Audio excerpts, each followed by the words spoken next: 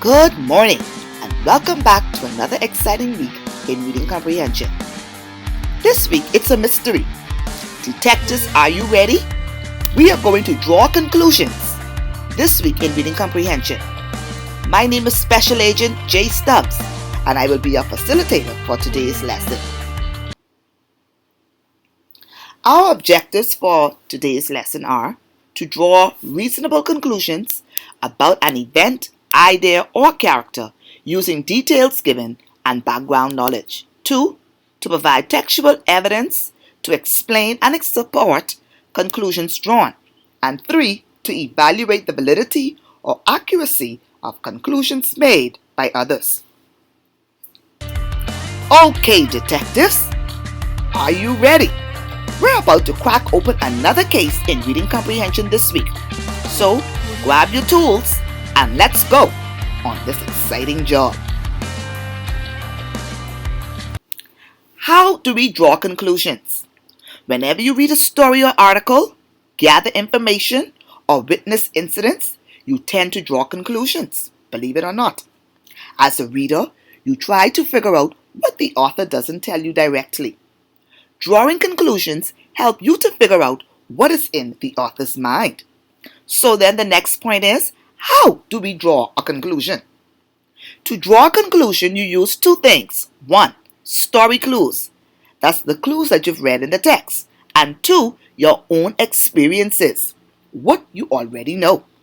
So a conclusion then is the decision you come up with when you put these two items together. Story clues and your own experiences. Drawing conclusions help you to better understand how things happened in a story or article. The conclusions you draw help you to understand why characters act the way they do and how they feel. Alright, detectives, let's practice and draw some conclusions. We already said that we use two things to draw conclusions. Story clues and our own experiences. Let's take on the first case. Sammy could feel the butterflies in his stomach. His palms were sweaty and his heart was beating fast in his chest. He practiced all of his lines daily. Even though he knew his lines, he was still very, very nervous. You can conclude that Sammy is A. Taking a test, B. Playing a game, C. Performing in a play, or D. Running in a race. Now, based on the story clues, we know that Sammy had butterflies in his stomach, his palms were sweaty, and his heart was beating fast. We also know that he was practicing lines every day to recite. So based on your knowledge, we know that some of you might have had a part before the play in an assembly or even to say at church. And we know that when you would have had these experiences, we know that you could have been performing in a play. So we say that C would have been our correct answer. Very good, boys and girls. Let's move on to our next case. Look at the pictures below. What can you conclude? The first picture shows a lady in the kitchen with all sorts of ingredients around her. The second picture shows all of the ingredients mixed in the pot on a hot stove. The third picture shows the pot caught a fire and the lady in the picture is quite frantic and scared. Then D shows a firefighter coming to put out that fire in a burnt kitchen. So then, looking at the pictures, can you conclude that A. Susan was fixing a pipe in the kitchen, B. Susan tried to cook and burn down the kitchen, C. Susan cannot cook at all, or D. Susan is a top-of-the-line chef? Looking at those pictures, and based on the story clues that were given and your experiences, we know that B would have been the correct answer. Susan tried to cook and burn down the kitchen because the last picture shows us that a firefighter came to let out the fire. I mean, it would be only called firefighters when there is a fire. You're doing a good job, boys and girls. Let's go to our next case. What conclusion can you draw from this? It was the biggest patriotic celebration of the year. Everyone came dressed in a black, aquamarine and gold outfit, with a noisemaker in their mouth.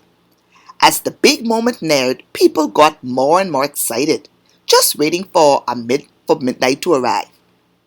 Finally, people began to count down. 10, 9, 8, 7, 6, all the way down to 1. Then the crowd cheered, and people looked towards the television to see Fort Charlotte covered with fireworks and people honoring the national anthem. Many left the fort with huge smiles and dancing to the beat of the drum.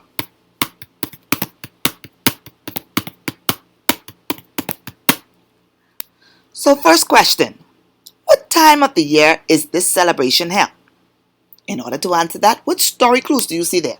We know that it is a big patriotic, one of the biggest patriotic celebrations of the year.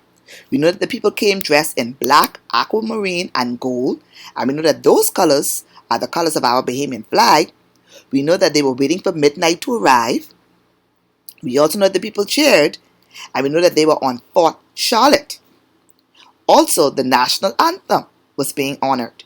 So therefore, what time of the year is this celebration held? The only time we go on Fort Charlotte for a patriotic celebration is for Independence. So this event took place on Independence Eve in July. And Independence Eve is July 9th, which led into July 10th, Independence Day. Next question. In which country is this celebration held, and how do you know? Well, if you said the Bahamas, you are absolutely correct. How do we know it's the Bahamas? Because it said that the persons came dressed in black, aquamarine, and gold, the colors of the Bahamian flag. And also it said that they were on Fort Charlotte. And we know that Fort Charlotte is a fort found in the Bahamas. Very good, detectives. Now, let's recap. Why do we draw conclusions? If you said to figure out what is in the author's mind, you're correct. Number 2, how do we draw conclusions? If you said we use clues from the story along with our own life's experiences to draw conclusions, you're on the right track. You were taking good notes today, detectives. If you said, question number 3 says, how do your conclusions help you to understand characters? If you said our conclusions help us to understand why characters act the way they do and how they feel, top notch. You've cracked another case, detectives. And we see that we understood from case number 1 that Sammy was nervous. We saw that from case number 2, Susan felt bad and she was frantic. And in case number 3, the crowd cheered, which means that they were excited.